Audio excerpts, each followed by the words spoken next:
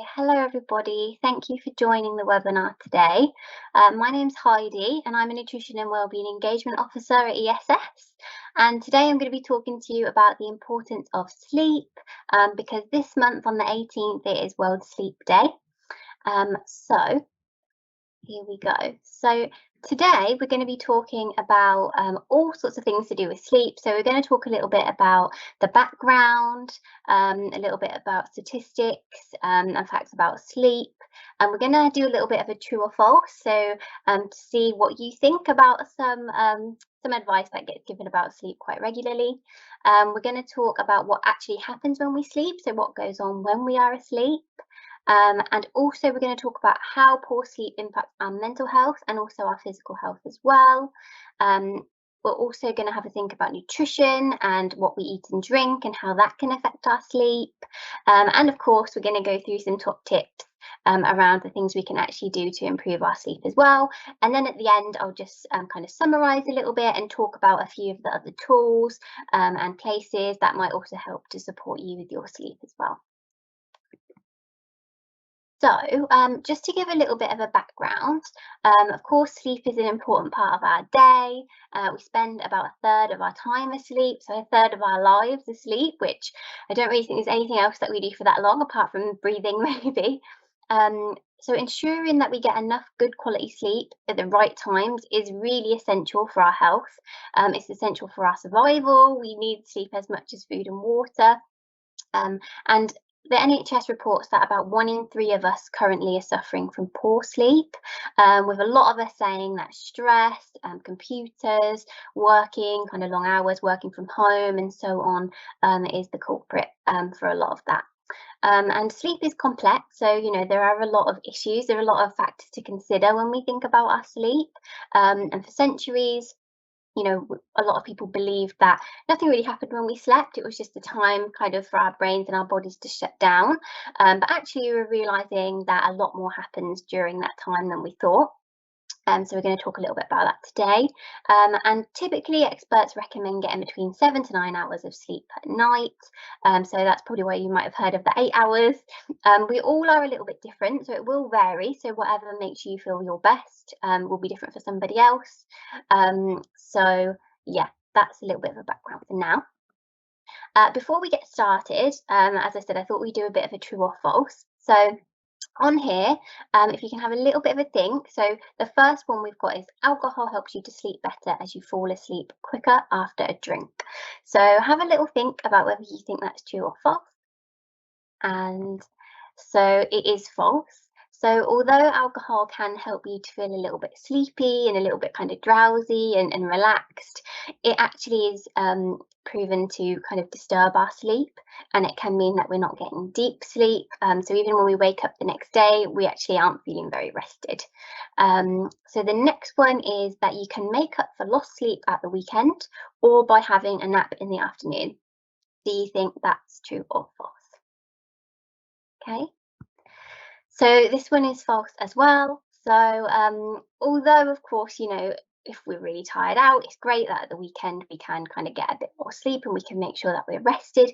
It doesn't necessarily make up for the rest of the week. So sleeping bad in the week and thinking, oh, it's okay, I'll make it up at the weekend, it doesn't necessarily work that way, unfortunately. Same with naps, you have to be a little bit careful about naps because it can help us to feel better, but it's not necessarily as good as just getting quality sleep during the night. So last one is that you should avoid eating cheese before bed as it can give you nightmares. True or false? Okay, so this one is also false, so they're all false. So yeah, there's not really any evidence to suggest that eating cheese will give you nightmares. So actually, it's a fine snack we had to have before bed, to be honest. So moving on, to think a little bit about what actually happens when we sleep. So sleep allows the brain and body to slow down, to kind of recover, and it promotes better physical mental performance the next day when we've had a good night's sleep. During a normal sleep period, we go through these different cycles, which you can see on the side there, so the different stages, and each full cycle takes around 1 to 2 hours. So I'll talk you through that in a second. And it's still kind of largely, not fully understood, all the benefits of sleep and what exactly goes on. But it is clear that it definitely, supports and helps our cardiovascular system, our immune system, and so on. So you can see from there, we've got like a light sleep initially, and then after a while, we go into a deeper sleep, which is the one where if you wake up during that, you'll feel really groggy. And then the final stage of the sleep is where we kind of have our dreams. So it's quite an important stage, and that's why having a short nap won't necessarily do all the good that having a full night's sleep will have as well. How does poor sleep impact our health? So, thinking about mental health, first of all, without sleep, we're not able to kind of form memories and learn as well as we would have. It's harder to concentrate and it's harder to react and respond quickly. Research shows that a lack of sleep, kind of over time, or poor quality sleep, can increase the risk of mental health problems, so depression and anxiety, because sleep does help us to process our emotions. Poor sleep also impacts our brain performance. So again, memory, decision making.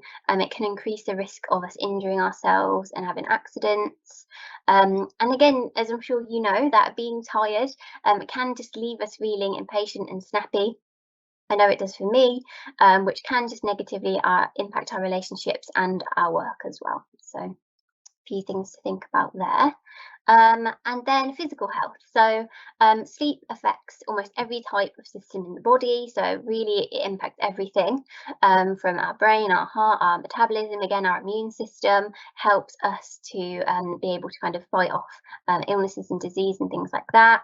And it also shows, research shows that a lack of quality sleep can generally increase the risk of health issues. So, all those things you may have heard of, so blood pressure, risk of cardiovascular disease, of type 2 diabetes, and so on. So it's really, really important. And poor sleep can also increase our hunger levels, which you might have noticed when you've had a really rough night. In the next day, we tend to crave more kind of convenience foods and energy dense foods than we would otherwise. I always really notice this when I'm feeling tired.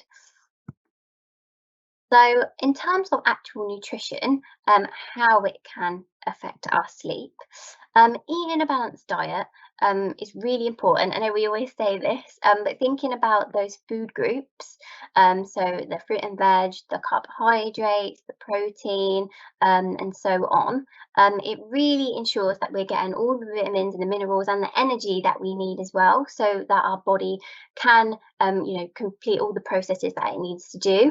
And that includes sleep as well. So as we've said, a lot goes on during that time when we are asleep. So it will also support you with that as well.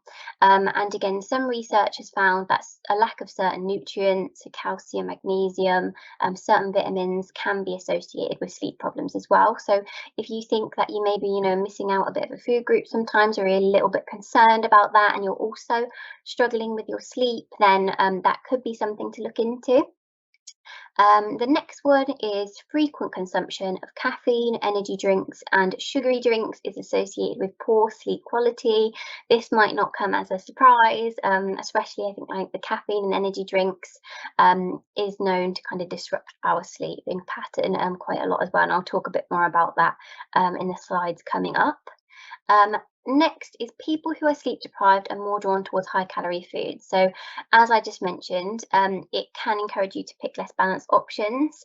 It tends to be kind of more carby foods, sugary foods, and things that will give us that energy that we need because we're struggling with our energy after having a bad night.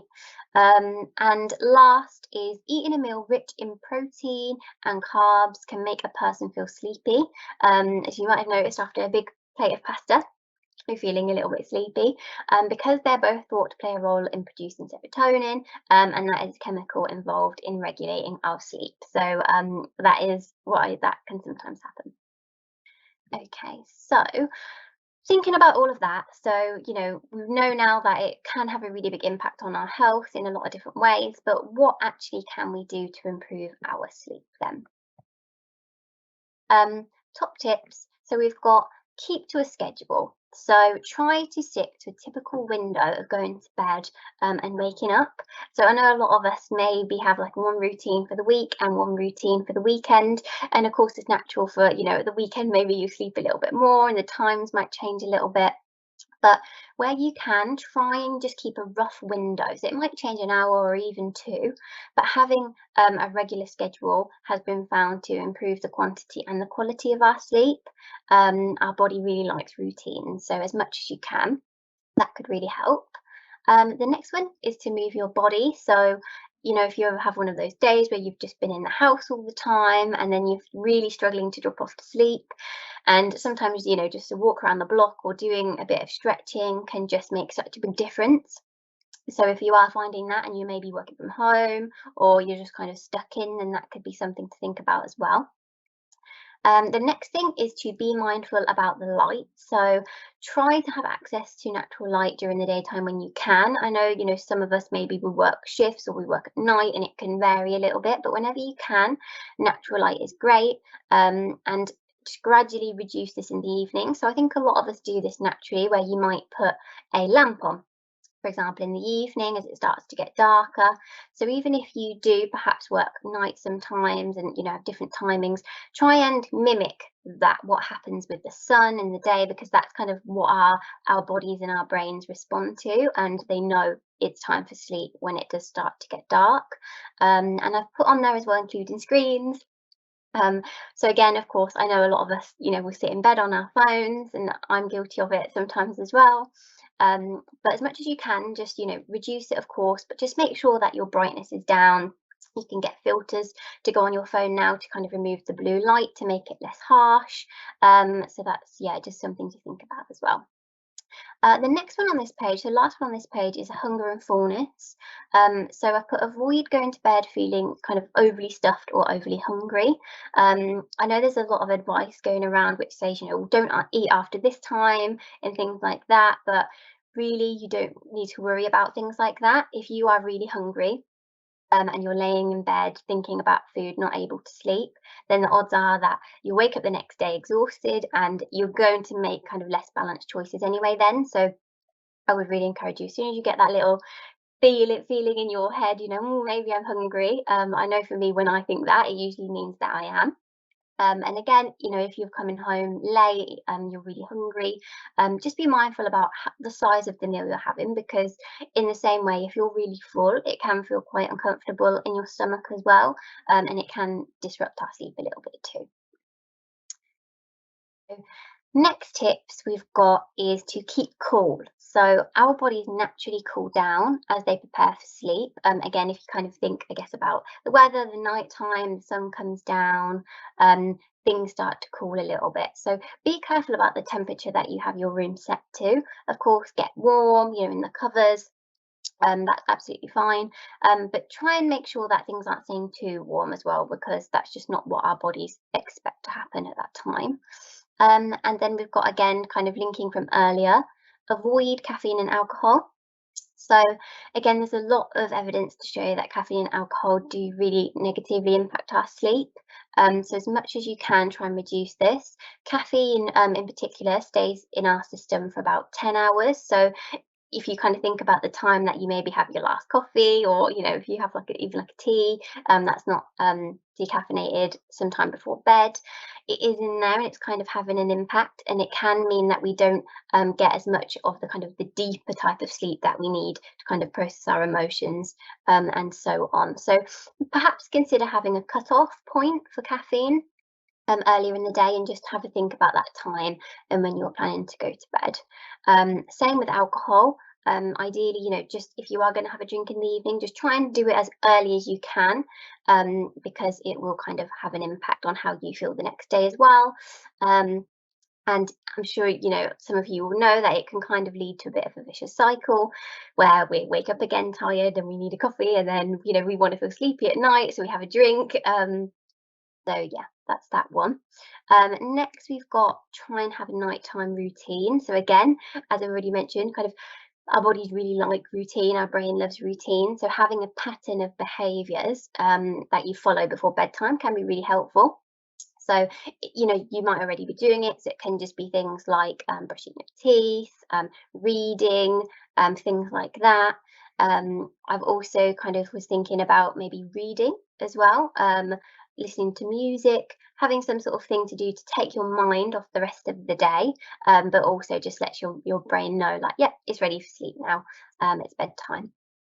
And then the last tip that we've got is keep bed for bedtime. So try and keep your bed associated with sleep. I know sometimes, especially if you work from home, you might sit in bed sometimes, or whatever it is, but I know sometimes we can't really avoid it. For example, my desk is in the bedroom, but not on the bed, so that's good. So yeah, just try and keep that association of, this is where I come to sleep, this is what it means at bedtime. And again, yeah, sitting on your phone scrolling for hours before, maybe try do that on the sofa if you're going to do it, and then move to the bed as well. So that is the end of our tip. So I really hope that there's a few things there that you can think about that will be helpful for you. We've got a few more slides to cover just before I finish up. We wanted to include some apps here as well, which you could use to help improve your sleep. So these are just a few, there's so many available. So we've got Headspace, which is kind of like a mindfulness meditation app, which a lot of people find really helpful. All of these have kind of free or premium versions as well, so you can try them out. Sleep Cycle is like a sleep tracking app. So if your phone is able to kind of track heart rate and different things like that, quite modern phones tend to be needed for those kinds of apps, but you can get quite a lot of information out of that as well if you're interested. I would be mindful that, I know some of us, we love tracking things these days, and it can be really motivating to see and to encourage us to make positive changes. But try and think about the sort of person that you are, because for some of us, tracking things, it can just make us a bit more anxious, and it can make us more aware and more conscious, and it could actually negatively impact your sleep. So just have a think about if you think that would be suitable for you. And then we've got Calm, which is the one that I really like. Again, it's got mindfulness things on there. It's got meditation. It has just calming sounds, so like rain and the sea, which can be really nice to help you drop off to sleep if you struggle with kind of not having any noise around you. But yeah, please do have a look. A lot of phones will already have apps on now that can kind of track your sleep and different things. So it's worth having a look into, definitely. And then just to summarise, getting the right amount of good quality sleep is essential for our mental and our physical health. So remember, it's not just about, I fell asleep even though I had an espresso, at 10 o'clock. It's about that quality of that sleep as well. So it's really, really important. And I think, if we could all prioritise that a little bit more, as well as we prioritise nutrition and all the other things, it would do so much good for our health and our well-being. What we eat and drink can have a big impact on our sleep, and vice versa. So yeah, they're kind of linked in that way. And there are lots of things that we can do to improve our sleep, but we'd recommend focusing on one or two to start with. So we know sometimes it can be really kind of exciting, and we want to run off and make all of these changes. But it can be quite overwhelming, and again, it kind of throws off that routine. So try and have a think maybe about one or two things that you can do, you can focus on, and to build that into a habit, and then you can just kind of go from there. Okay, and last but not least, so that kind of brings us to the end today. So I haven't got any questions in, but if any of you think of any questions at all that you have, it could be about sleep or it could be about anything else, then there's always the ESS Wellness inbox, so please do email us there. At the bottom, I've just put the website to the sleepcharity.org.uk, where there's a lot more resources and support available. And there's also a National Sleep Helpline as well if you're really struggling, and you can call and speak to an expert there. And again, you can email our team for any personal wellbeing queries. Let us know if there's topics that you want us to cover in the future. Any feedback that you have, we'd really, really appreciate it. So that's all for now from me, but thank you for joining, and I really hope this helps, and I hope you have a great week and lots of really good quality sleep. So thank you.